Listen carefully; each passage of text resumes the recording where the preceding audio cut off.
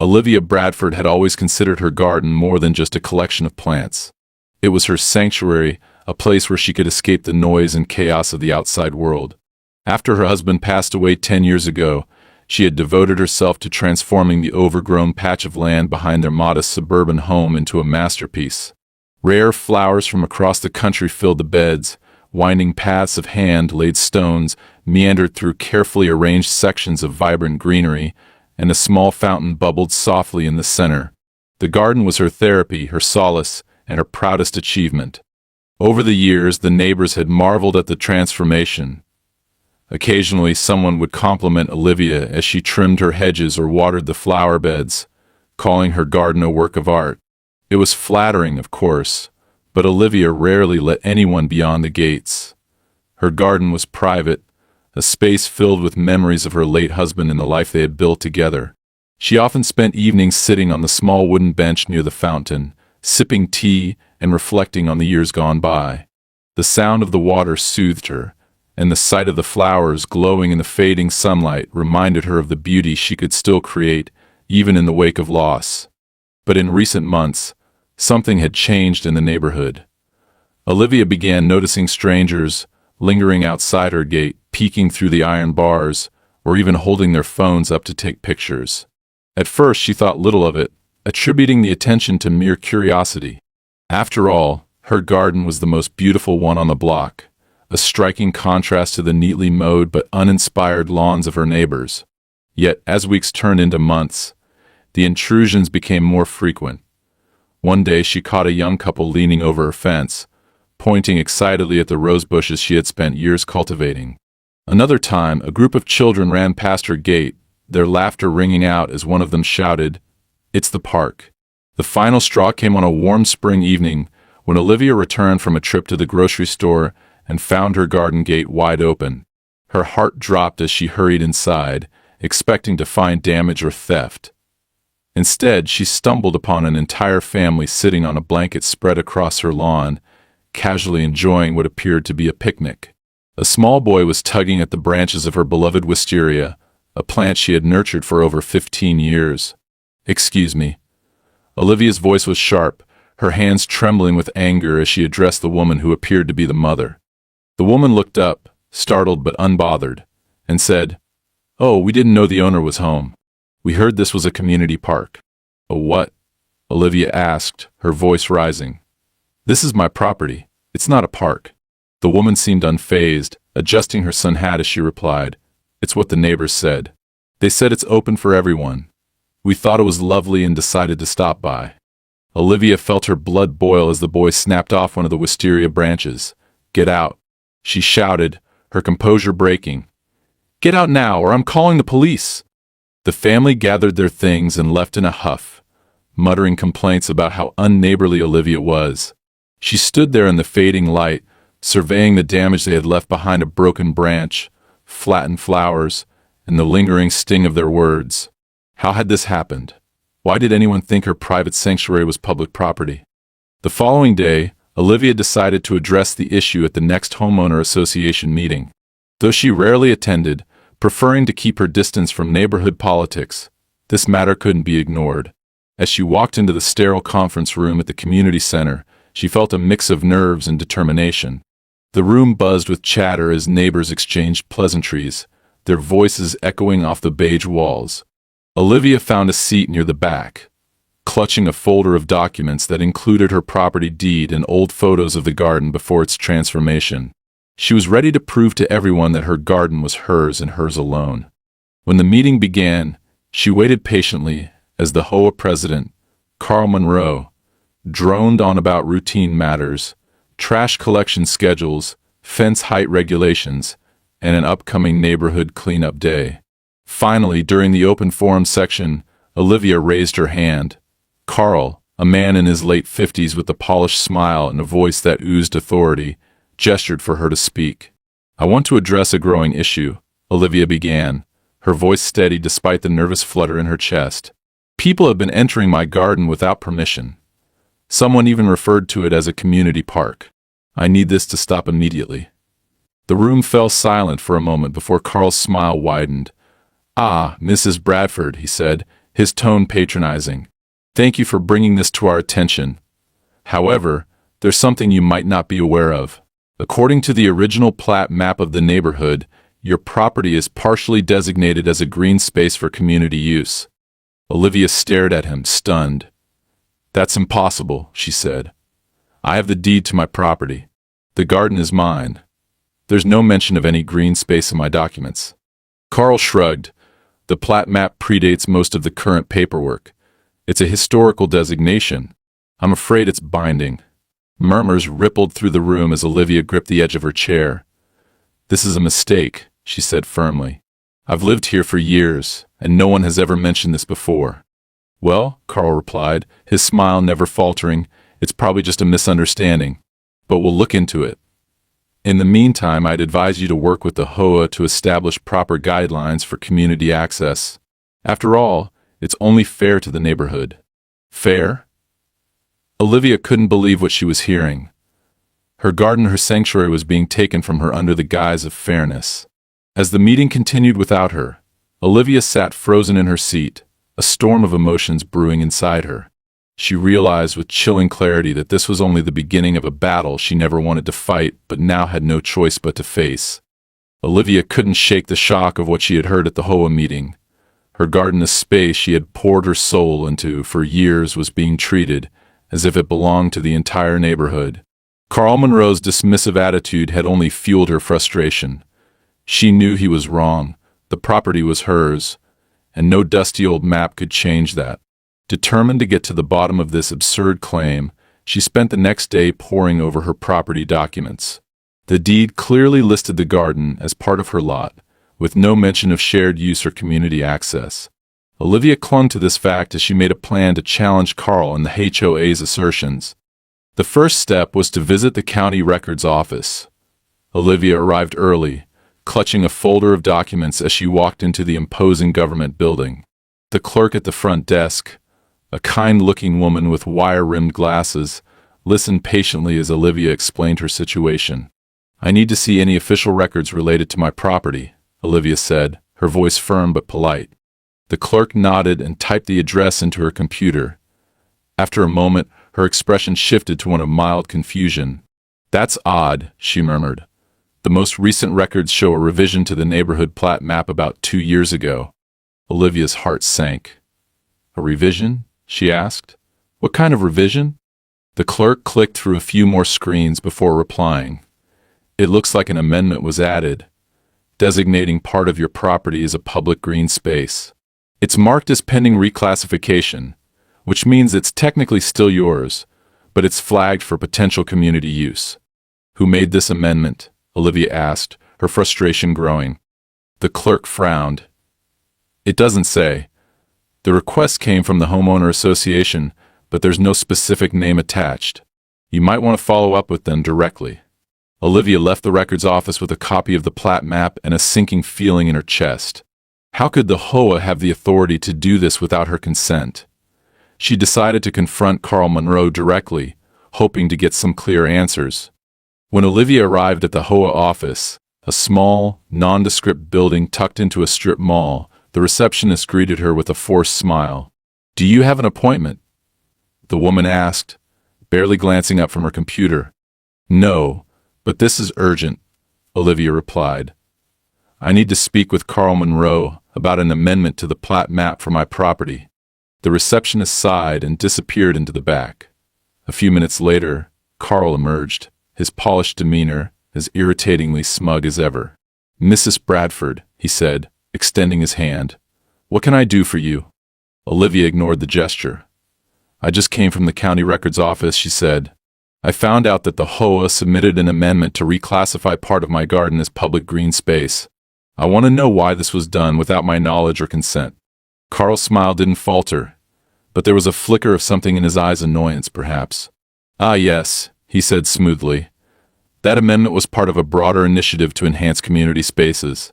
The board voted on it 2 years ago." "I wasn't informed of any vote," Olivia shot back.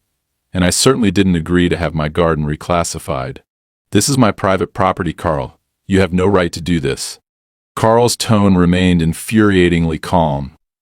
The HOA operates under the guidelines of the community bylaws, which all residents agree to when they purchase their homes. Those bylaws allow the board to make decisions regarding common spaces and shared resources. This is all perfectly legal, I assure you.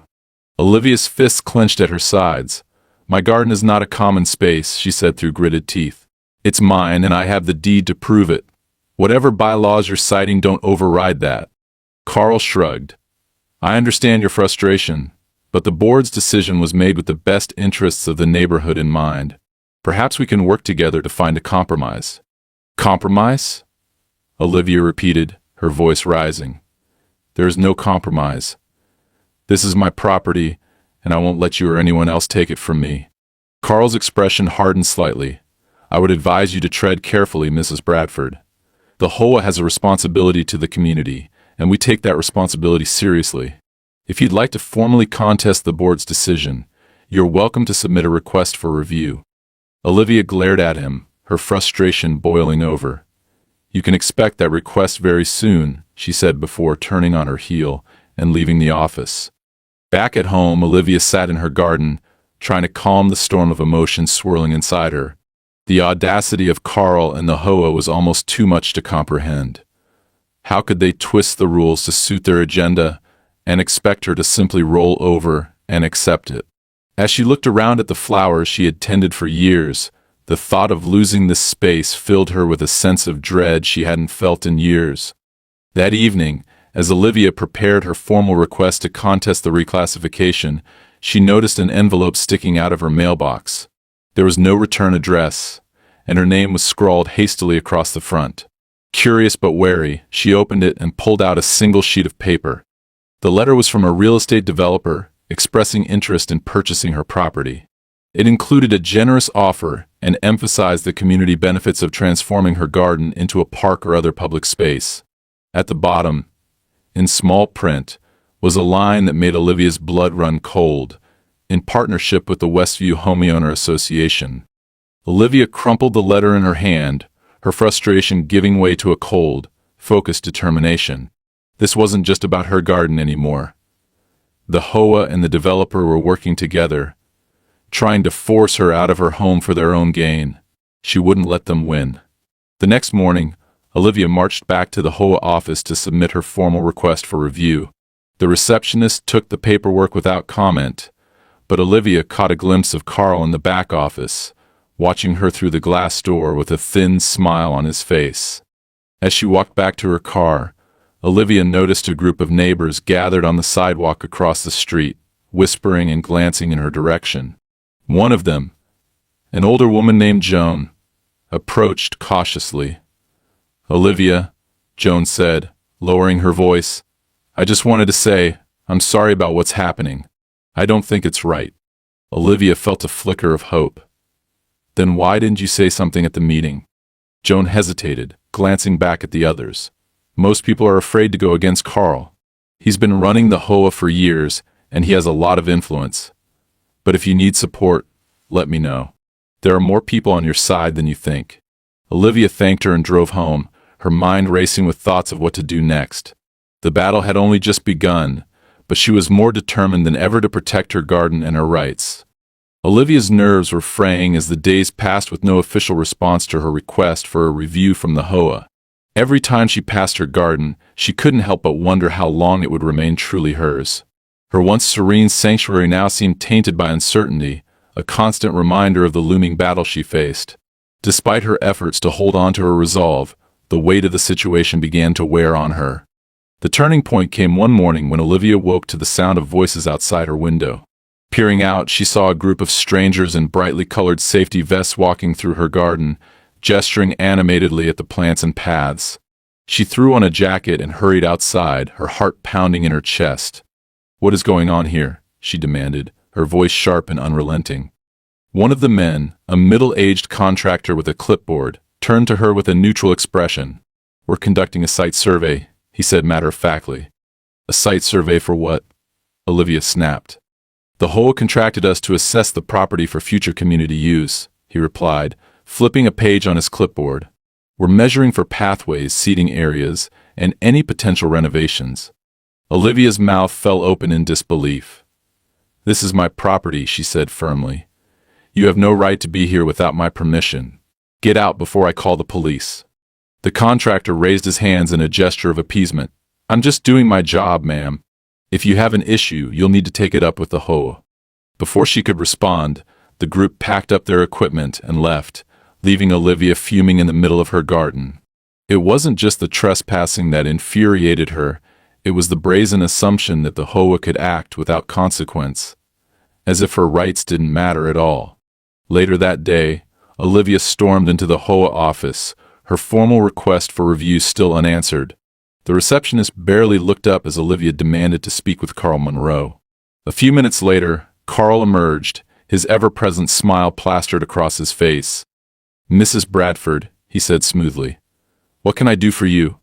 "You can start by explaining why surveyors were in my garden this morning without my permission," Olivia said, her voice icy. Carl raised an eyebrow, feigning surprise. "Oh, that. I'm sorry if there was a misunderstanding, but the board approved the site survey weeks ago. It's standard procedure for projects involving shared spaces." "There's nothing shared about my garden," Olivia shot back. "It's my private property, and you had no right to send anyone onto it without my consent." Carl's expression didn't falter. "As I mentioned before, the plat map designates part of your property as a public green space. The survey was necessary to determine how best to integrate it into the community's needs." Olivia could feel her anger bubbling over.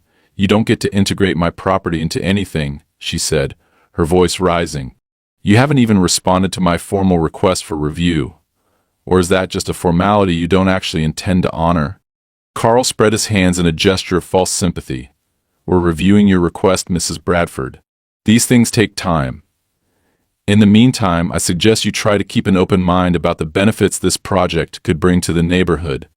"I'm not interested in your project," Olivia said through gritted teeth. "I want a written guarantee that no further actions will be taken until this issue is resolved." Carl's smile tightened.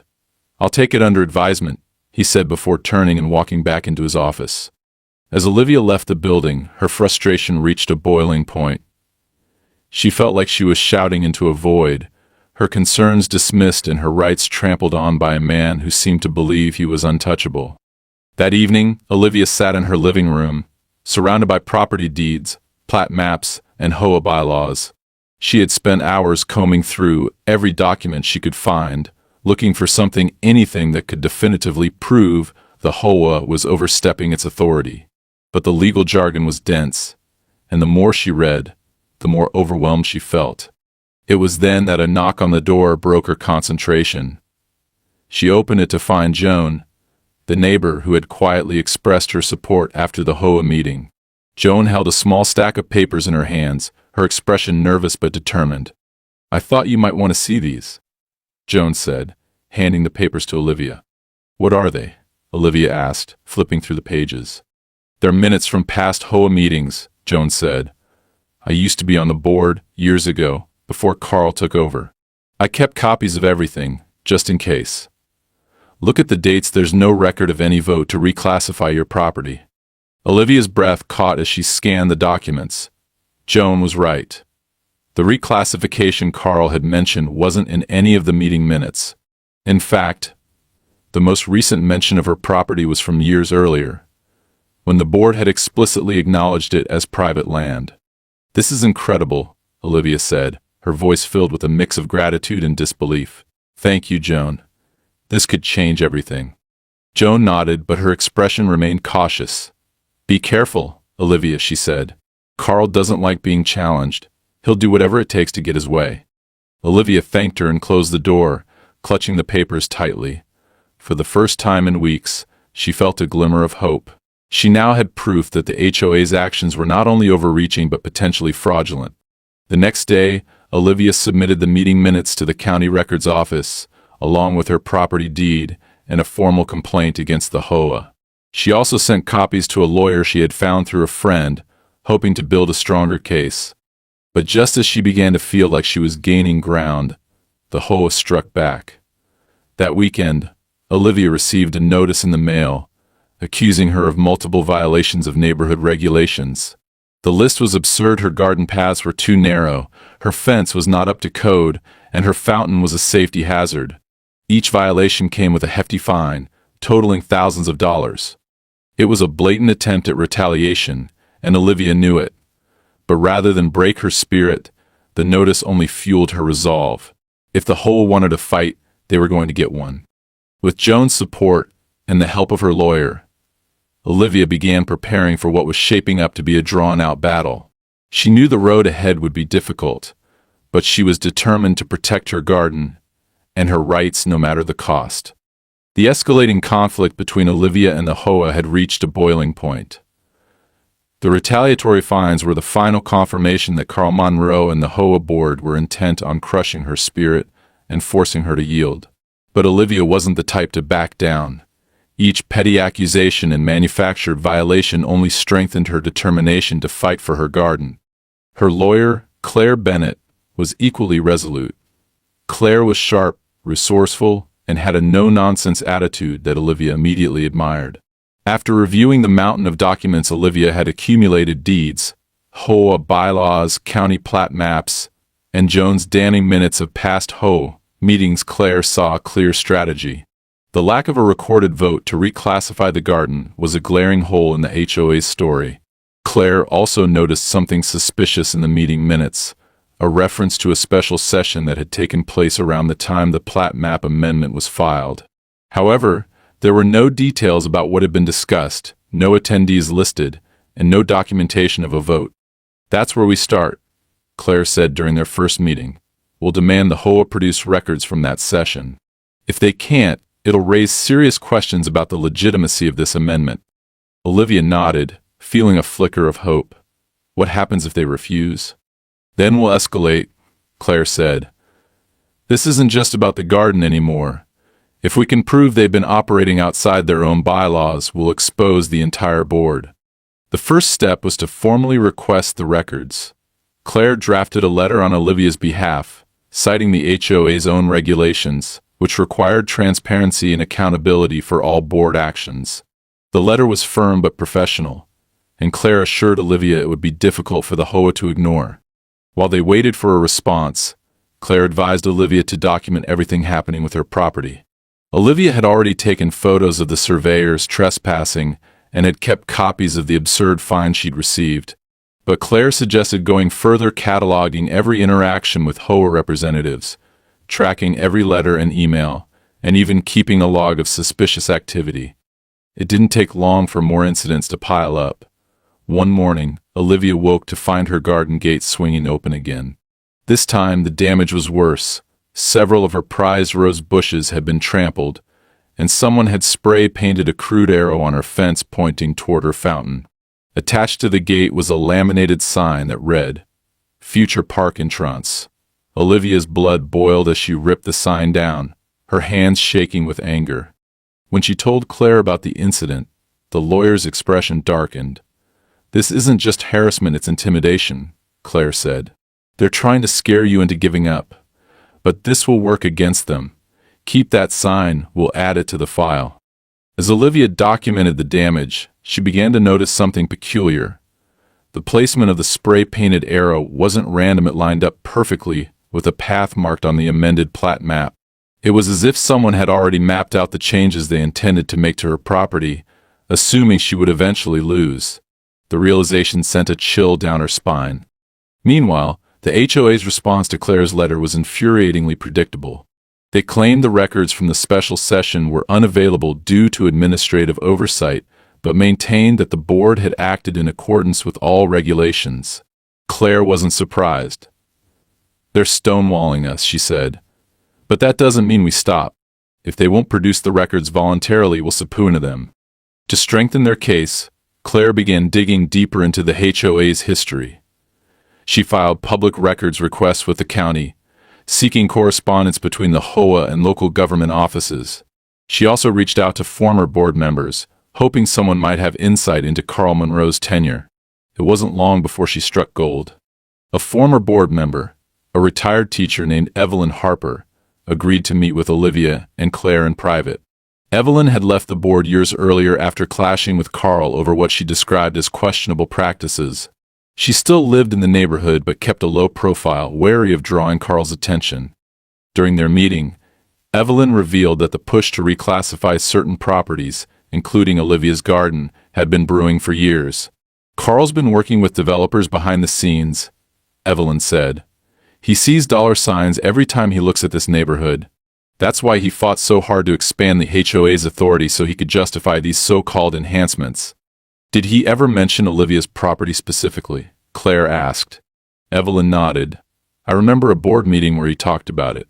He called it wasted potential, said it was too valuable to be left as a private garden. That was the last straw for me. I resigned the next day.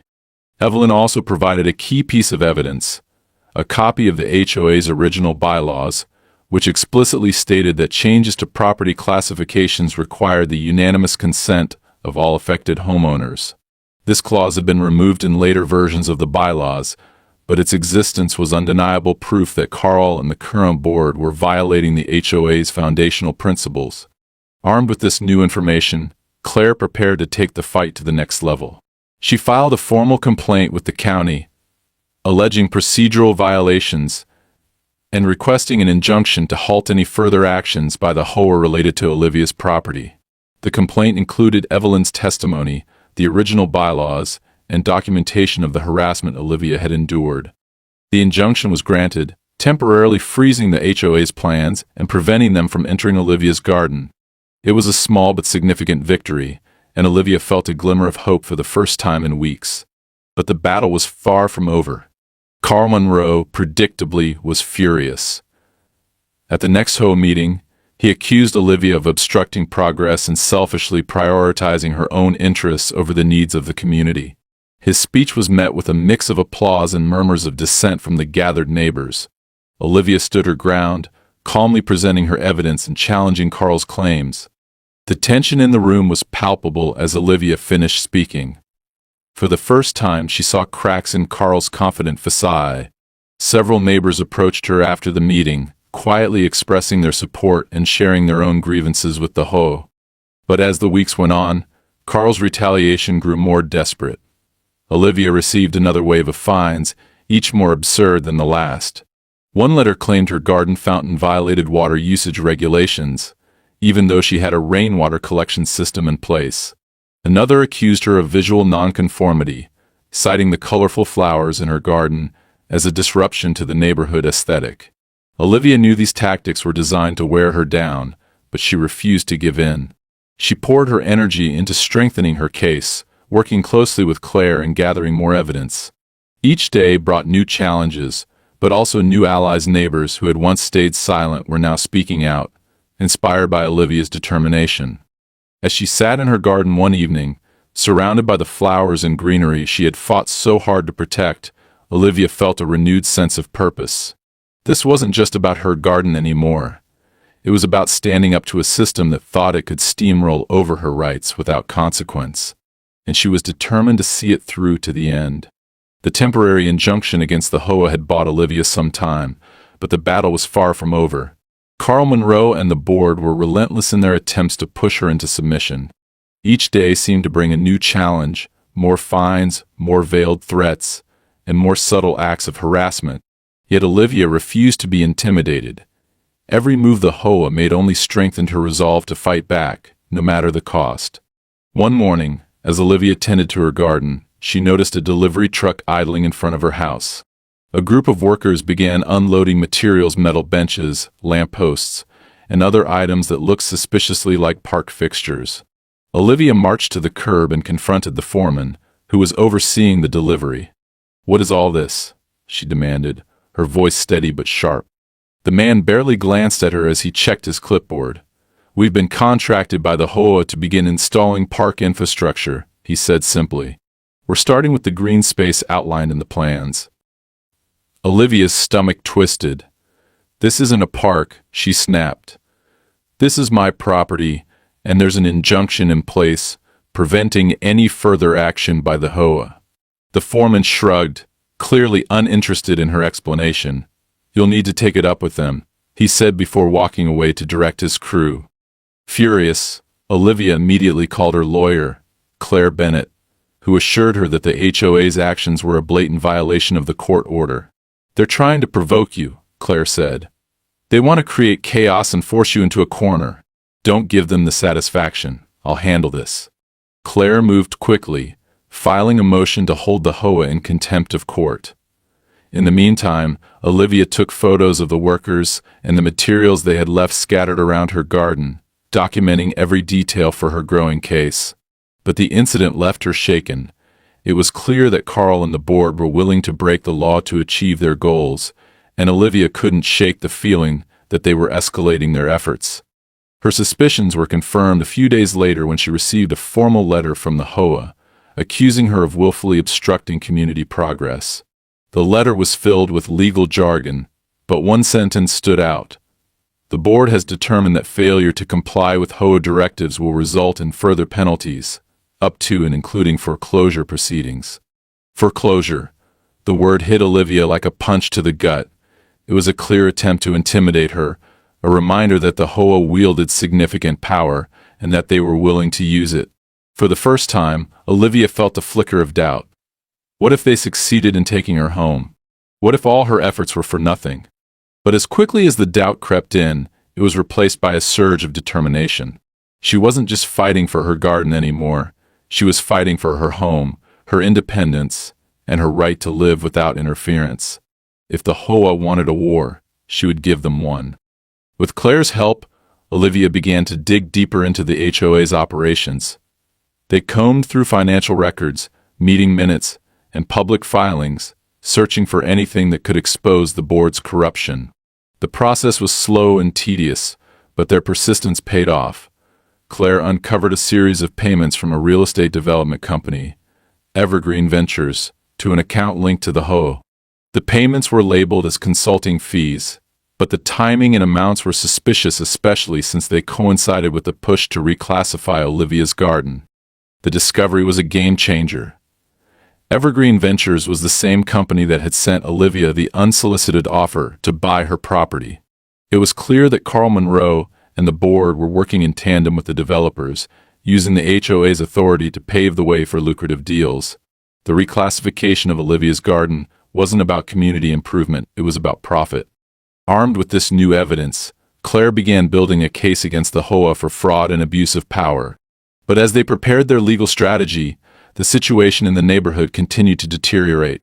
Carl and his allies ramped up their efforts to discredit Olivia, spreading rumors that she was selfish and uncooperative.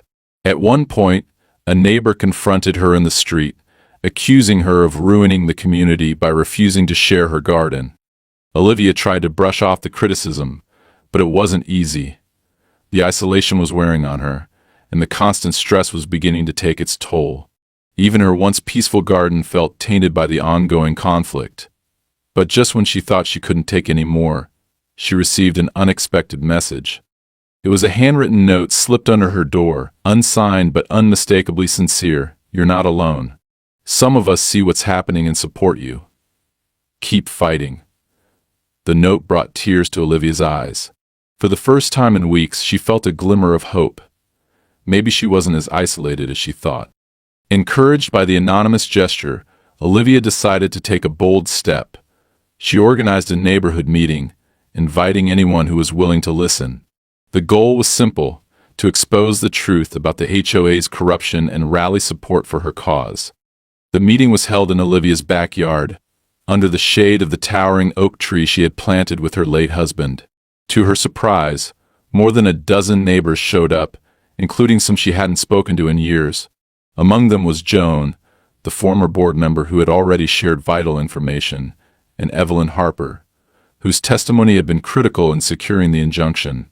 As the sun set and the garden was bathed in the warm glow of string lights, Olivia laid out everything she had discovered: the fabricated plat map amendment, the missing meeting records, the payments from Evergreen Ventures, and the HOA's blatant violations of the court order. She spoke with a mix of passion and urgency, her voice steady even as her hands trembled. When she finished, there was a moment of silence before Joan stepped forward. "I think I speak for many of us when I say enough is enough," she said. "It's time to hold Carl and the HOA accountable." One by one, The neighbors began to share their own stories of mistreatment by the HOA. Some had been fined for minor infractions, while others had been pressured to sell their homes. The pattern was clear. Carl and his allies were exploiting their authority for personal gain, and the neighborhood was suffering as a result. By the end of the evening, Olivia had gained more than just support, she had allies. Together, they decided to take action, filing a joint complaint against the HOA and demanding an independent audit of its finances and operations. It was a risky move, but it was their best chance to expose the corruption and bring about real change. As Olivia watched her neighbors leave, their voices filled with determination, she felt a renewed sense of purpose. The fight was far from over, but she was no longer facing it alone. For the first time in months, she allowed herself to imagine a future where her garden and her life were truly hers again. The courtroom was silent as Olivia sat at the plaintiff's table, her lawyer Claire Bennett by her side. Across the room, Carl Monroe and two of his HOA board members whispered to their attorney, their expressions a mix of irritation and smug confidence. This was the day Olivia had been preparing for. Months of stress, harassment, and sleepless nights had led to this moment. She had been waiting to finally present the evidence that would expose the corruption within the HOA and stop their relentless attempts to take her garden. The judge, a stern woman with sharp eyes and an air of no-nonsense authority, began the proceedings. We're here today to review allegations of fraud, procedural violations, and property interference by the Westview Homeowner Association. Mrs. Bradford, please proceed. Claire rose, her demeanor calm but commanding, and began her opening statement. She laid out the timeline of events in precise detail, starting with the unauthorized reclassification of Olivia's garden as public green space, the fraudulent amendment to the plat map, and the intimidation tactics used by the HOA to force Olivia into compliance. She didn't waste time on emotion. Her words were sharp and factual, the weight of the evidence speaking for itself. One by one, Claire presented the documents they had gathered, the original property deed clearly showing the garden as private land, the suspicious payments from Evergreen Ventures to the HOA, and the damning testimony from former board member Evelyn Harper. When Claire displayed the meeting minutes that lacked any record of a vote on the reclassification, there was an audible shift in the room. Even the HOA's attorney looked uneasy. As Claire continued, Olivia watched Carl closely. His usual smug expression had faded, replaced by a tight-lipped scowl. It was clear he hadn't expected this level of preparation. But the most dramatic moment came when Claire called Evelyn Harper to the stand. Evelyn's calm, measured testimony painted a vivid picture of Carl's years of manipulation and greed. She recounted the private conversations she had witnessed, where Carl openly discussed plans to repurpose neighborhood properties for financial gain. When Claire asked her to confirm the authenticity of the original bylaws, which required unanimous homeowner consent for property reclassification, Evelyn nodded without hesitation. "Yes, these are the original bylaws," Evelyn said firmly, "and they were deliberately amended to remove that requirement under Carl's leadership." Carl's attorney immediately objected, attempting to discredit Evelyn's testimony by suggesting she had a personal vendetta against the board. But Claire countered with the dates and signatures on the documents, proving that the amendments had been made without proper disclosure to the community.